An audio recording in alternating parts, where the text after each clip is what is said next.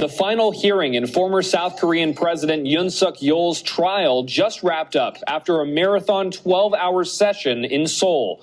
Prosecutors argue that Yoon was behind a plan to suspend parliament, impose martial law in late 2024, and order troops to block lawmakers from voting it down.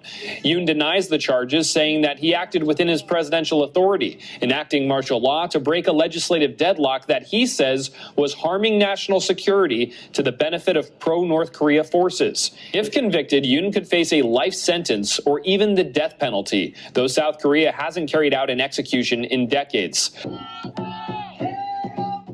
Supporters of Yoon rallied outside the courthouse, calling the trial rushed and politically motivated. I think this is a time when we must show our support for President Yoon Suk-yeol and raise our voices to say that the insurrection should be found not guilty.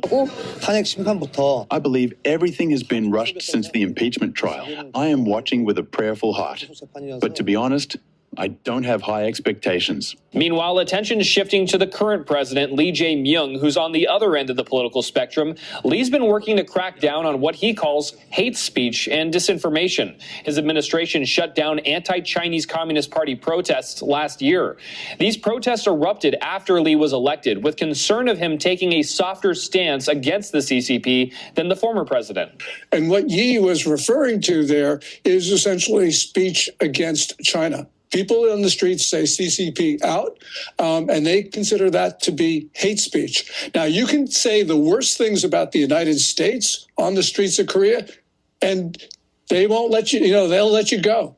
So demonstrations against the United States are permitted. Demonstrations against China are not. As for former President Yoon, the court's expected to rule on his case next month.